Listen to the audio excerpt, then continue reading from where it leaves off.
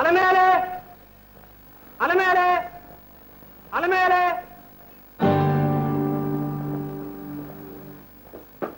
நிஜமா கும்பிடுறேங்க. ஏம்மா உங்க தரப்புல வாதாட வக்கீல் வச்சிருக்கீங்களா? புருஷன் பண்டாட்டிக்கு இடையில புதுசா ஒரு ஆள் இருக்குங்க. அவரை நானே விசாரிக்கிறதுக்கு எஜமானோட அனுமதி வேணுங்க. ஏன் நீங்களே விசாரிக்கலாம். விஜய் உங்களை சாட்சி கொண்டு வரும்படி அழைக்கிறேன்.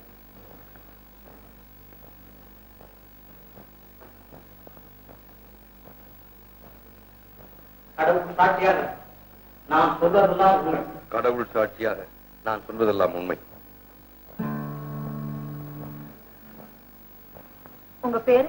விஜய். உங்களுக்கு கல்யாணம் ஆயிடுச்சா? ஆயிடுச்சு. நல்ல வேலை.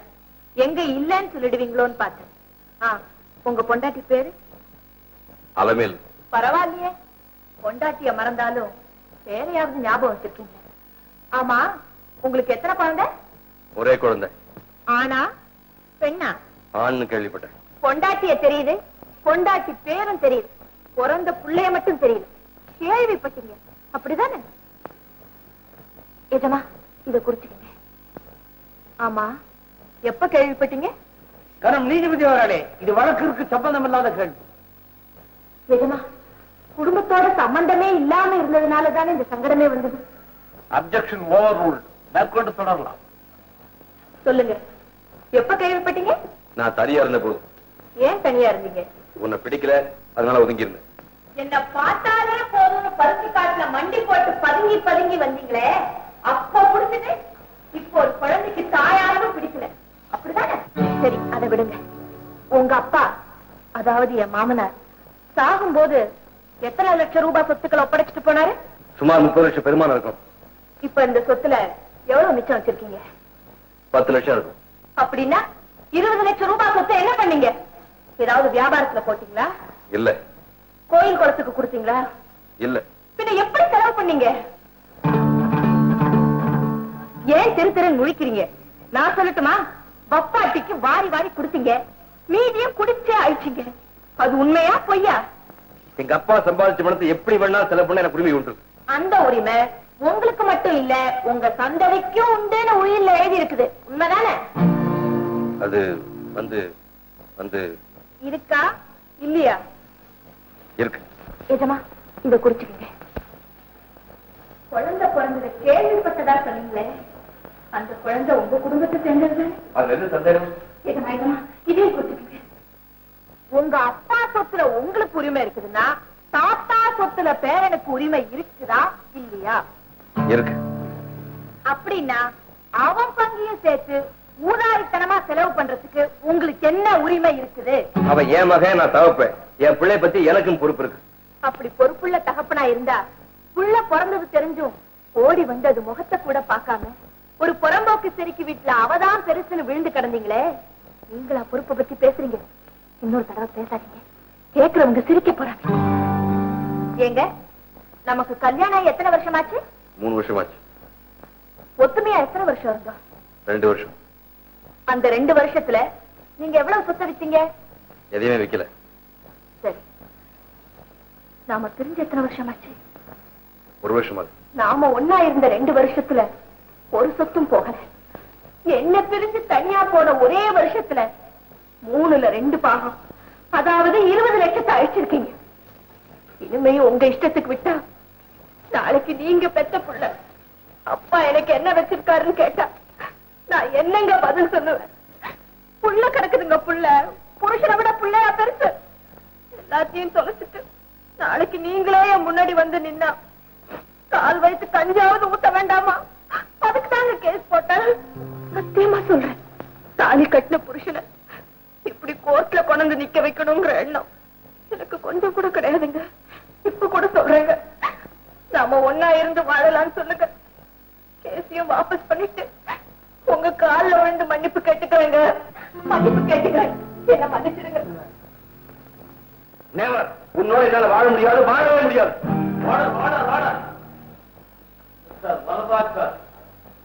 உங்கள் கட்சிக்காரர் சார்பாக ஏதாவது குறிக்கொள்ள விரும்புகிறதா? யுவர் ஆனர், இங்கு நடந்ததெல்லாம் பார்த்த பிறகு இந்த வழக்கில் நான் வாதாட எதுவும் இல்லை. தீர்ப்பு நாளை வழங்கப்படும்.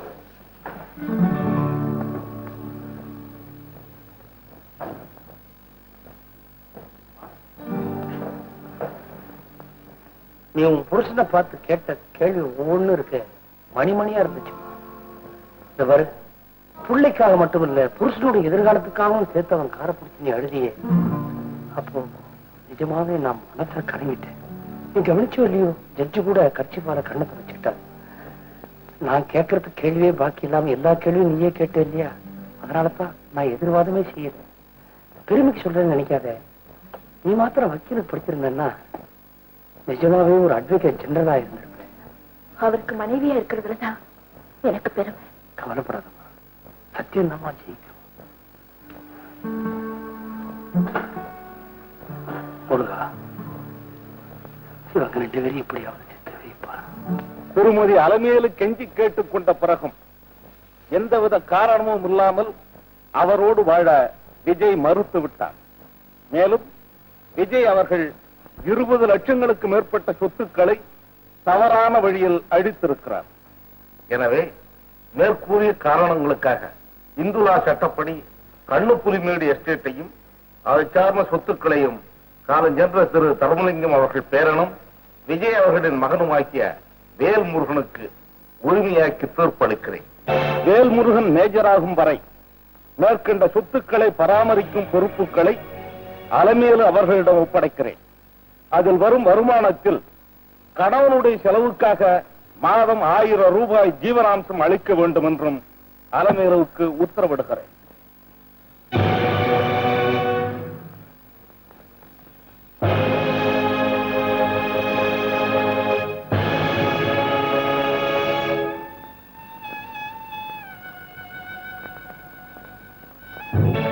விஜய், வழக்கு முடிகிற வரைக்கும் பொறுத்திருக்க சொன்னீங்க.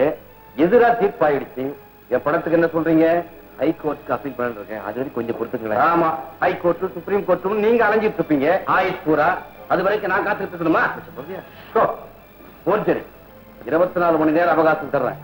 அதுக்குள்ள என் கைக்கு பணம் வரல, அரஸ்ட் வாரண்டோட வந்து நிற்கிறேன். அப்போ உங்க மச்சினர் சொத்து பூரா நீங்களே வாங்கிக்கிறேன்னு சொல்றீங்களா? ஆமாங்க, கொஞ்சம் பணம் குறையும், 3 மாசத்துல கொடுத்துறேன். பரவாயில்லைங்க, குறையிற துவைக்கு நீங்க தனியா எழுதி கொடுத்துருங்க. இப்ப இருக்கிற பணத்தை கொண்டு வாங்க. எனக்கு வேண்டியதெல்லாம் பணம்ங்க. கோர்ட்டுக்கு போகாம வக்கீலுக்கு கொடுக்காம வருதுன்னா எனக்கு அசல் மட்டும் போதுங்க, வட்டி கூட வேணாங்க. ஆல்ரைட், நீங்க எல்லாத்தையும் ஏற்பாடு பண்ணுங்க, நான் பணத்தோட வந்துடுறேன். சரி, ரொம்ப சந்தோஷம்.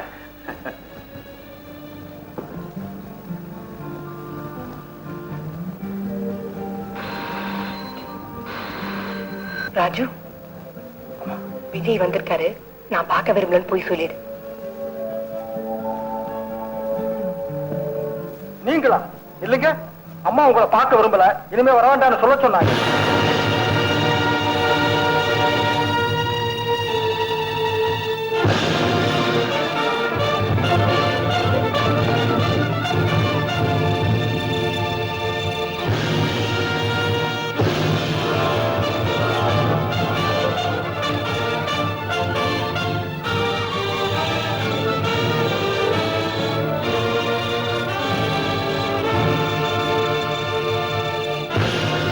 மாப்பிள்ள, தீர்ப்பு சொன்னது கோர்ட்ல உங்களை தேடினேன், அதுக்குள்ள எங்க போயிட்டீங்க?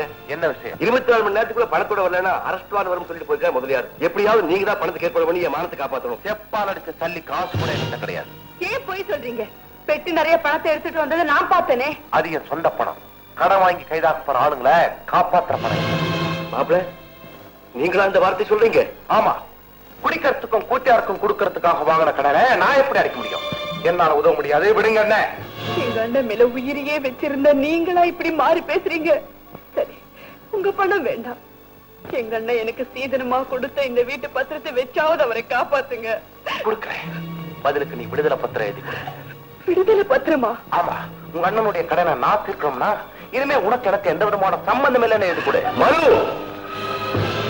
என்ன காப்பாத்தே தங்கச்சி வாழ்க்கை தான் விலையா? என் கையில விலங்குறாம தடுக்க என் தங்கச்சி தாலியை கழிச்சு வைக்கிறமா? நிச்சயமா.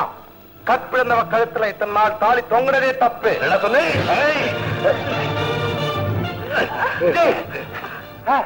சரியான நேரத்துக்கு பண்ணீங்க. இவனால பணம் கட்டவே முடியாது. பிடிச்சு கூட தள்ளுங்க. தேவையில்லை. விஜய், எனக்கு சேர வேண்டிய பணத்தை எல்லாம் உங்க மனைவி கொண்டு வந்து கொடுத்துட்டாங்க. நான் வர்றேன். அண்ணி, நீங்களா கொடுத்தீங்க? ராதா, தியாகின்னு நாம நினைச்சவன் நம்ம கழுத்துக்கே கத்தி வச்சுட்டான். துரோகின்னு நான் நினைச்ச மனைவி காப்பாத்திட்டான். காப்பாத்துறதுக்கு மட்டும் இல்லைன்னா என் கருவை சிந்திச்சதுக்காகவும் அன்னைக்கு நன்றி சொல்லணும். இல்லைன்னா அப்பம் பேர் தெரியாத குழந்தை இத்தனை நாள் இருக்கிறதே தப்புன்னு சொல்லிருப்பாரு. சொல்ல முடியாது. அதுக்கு அப்ப யாரும் தெரிஞ்சு போச்சு. யாரு? ஓ புருஷன்டா. போய் இதுக்கு என்ன ஆதாரம்? இதோ என்னுடைய செயின் உன் கைக்கு எப்படி வந்தது? சொல்றேன். மணி, அன்னைக்கு ஹோட்டல்ல கிரேப் ஜூஸ்ல மயக்க மருந்து கலந்து இந்த பொண்ணு கொடுக்க சொன்னாரு. நான் தான் கொடுத்தேன். மயங்கினாலும் கெடுத்துட்டு போயிட்டாரு. அதுக்கு நான் உடந்தையா இருந்தேன். அவரு போனதுக்கு அப்புறம் அந்த ரூம்ல இந்த செயின் இருந்தது, எடுத்து வச்சுக்கிட்டேன். ஒரு நாள் நான் அதை விற்க போனப்போ அங்க வந்த இந்த அம்மா, இந்த செயின் ஏது, உண்மையை சொல்லிடு, இல்லைன்னா போலீஸ்ல ஒப்படைச்சிருவேன். நாங்க அதுக்கு பயந்து போய் எல்லாத்தையும் சொல்லிட்டேன். கேவலம் பணத்துக்கு ஆசைப்பட்டு இந்த பாவி செஞ்ச பாவத்தை எல்லாரும் மன்னிச்சிருங்க. அப்படின்னா இவர் என்ன காப்பாத்துனதெல்லாம் நடிப்பு. காரணம் என்ன பழி வாங்கி வெளியேற்றிட்டு சொத்தை அபகரிக்க. அதுக்காகத்தான் மாடியில இருந்து உன்னை தள்ளி விட்டுட்டு பழிய ஏன் மேல போட்டா? இல்ல இல்ல ராதா, படிக்கட்டுல விழுந்தப்போ ஏன் முகத்தை பாத்தியா? இல்ல, இந்த புடவையோட ஓனர் தான் பார்த்தேன். வள்ளி,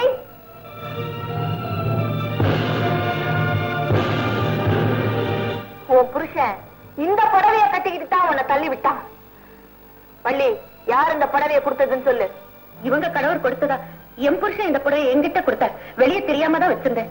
ஆனா இந்த அம்மா பாத்துட்டாங்க. உண்மைய சொல்றியா இல்ல சொல்ல வைக்கட்டுமான்னு கேட்டாங்க. பயந்து போய் உண்மையை சொல்லிட்டேன். நீங்க 2 பேரும் போலாம். வக்கீலுக்கு பணம் கொடுக்கறதுக்காக நகை அடவு வைக்க போன இடத்துல ஹோட்டல் சர்வரை பார்த்தேன். கோர்ட்டுக்கு என்ன போக விடாம அடைச்சு வச்சிருந்த இடத்துல புடவைய பார்த்தேன். இப்பவாவது என்ன நிரபராதின்னு நம்புறீங்களா? நம்புறத மேலு நம்புறேன். இவனை பத்தி நீ எவ்வளவோ சொல்லி இருந்தும் இந்த பாவை பேச்ச கேட்டு உத்தமையான உன்னை விரட்டி உத்தமையா இந்த நம்ம குடும்பத்தை அழிச்சேன். அப்பா சேர்த்து வச்ச சொத்தை குடிச்சே ஒழிச்சேன். கூடா நட்பும் குடிப்பழக்கமும் குடும்பத்தை நாசமாக்குங்கிறத இப்ப நான் பரிபூர்ணமா வந்துட்டேன். மேலும் பரிபூர்ணமா வந்துட்டேன். அட பாவி, என் தங்கையை கெடுத்து என் மனைவியை பிரிச்சு என் சொத்துக்களை அழிச்சு எல்லாத்தையும் நிர்மூலமாக்கிச்சு. உன்னை என்ன செய்யலாம் பாரு. இல்ல, எங்க என்ன கிட்ட திருந்த பணத்தை அவரை கொண்டுட்டா உங்க தங்கச்சி வாழ முடியாது. நான் செத்தாலும் பரவாயில்லை, இவனை உயிரோட விட மாட்டேன். பாவி, ஒழிஞ்சு போ. திருந்துட்டேன். என்ன சுட்டுடாத, என்ன மன்னிச்சு. உன்னை நான் கெட்டி கட்டுக்கிறேன். உன் காலில் விழுந்தா யாரும் ஆசையாதீங்க. அலமேலு, ஆரம்பத்திலிருந்தே நீங்க என் வாழ்க்கையில குறுக்கிட்ட. இப்ப ஆதாரங்களை காட்டிக்க திட்டங்களை அடியோட நாசமாக்கிட்டேன். முதல் பலி நீதான். ஒழிஞ்சு போ. குடும்பத்தோட அழிஞ்சு போங்க. அலமேலு, அதான் பார்த்தேன்.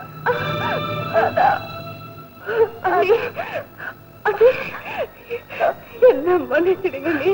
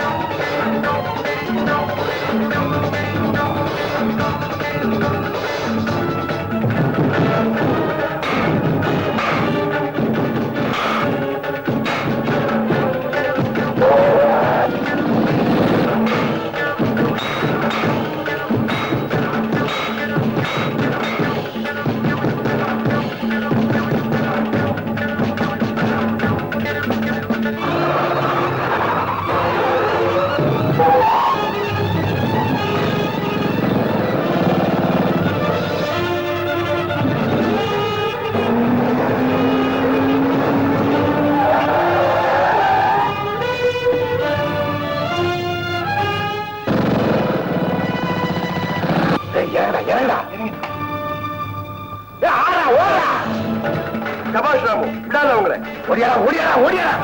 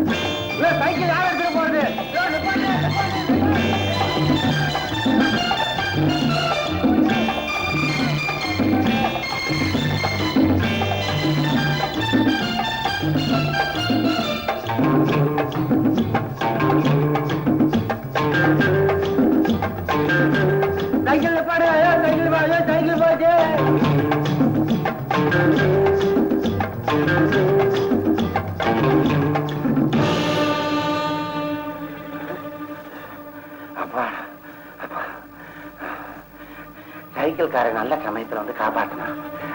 ஆடுதான வேலையிட்ட நடக்குமா? ஆட்டுக்கு இறப்பு வந்திருக்கும், அதுதான் வரல. ஆடுதானா? ஐயா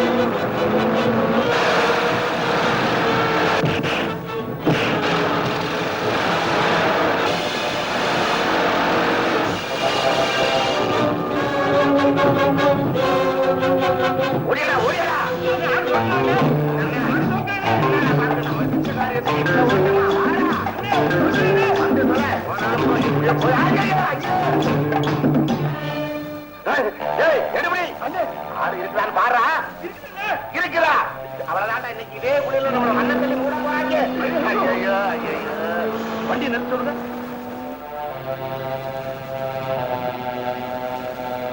ராமு, ஏண்டா இங்க நிக்கிறேன்?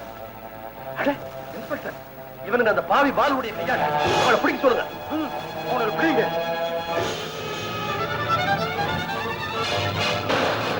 வண்டி அந்த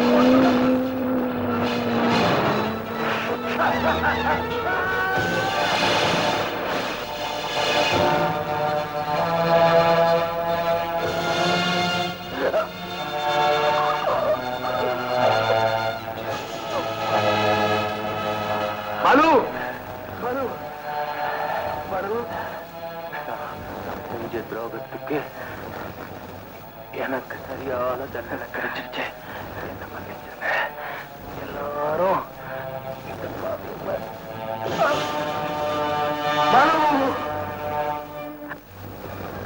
இங்க சிரிங்க சிரிங்க சிரிங்க. சிரிச்ச மாதிரி இருக்கா? சிரிச்ச மாதிரி இருக்கா? இப்ப ஏன் தெரியுமா உங்க ரெண்டு பேரும் போட்டோ எடுத்தேன்? இந்த படத்தை பெருசா என்லார்ஜ் பண்ணி என் ஆபீஸ்ல மாட்டி வைக்கத்தான். எதுக்காக மாட்டி வைக்க போறது தெரியுமா? புருஷன் பொண்டாட்டிக்கு யாராவது தகராறு பண்ணிட்டு வழக்காட வந்தாங்கன்னா இந்த படத்தை காமிச்சு உங்க ரெண்டு பேருடைய வாழ்க்கையையும் பாடமா எடுத்து சொல்லி கோர்ட்டுக்கு போகாம அவங்க ரெண்டு பேரையும் ஒண்ணு சேர்த்து வைக்கத்தான். உங்களுக்கு ஒரு உரையும் வைக்க மாட்டான். வணக்கம். வணக்கம்.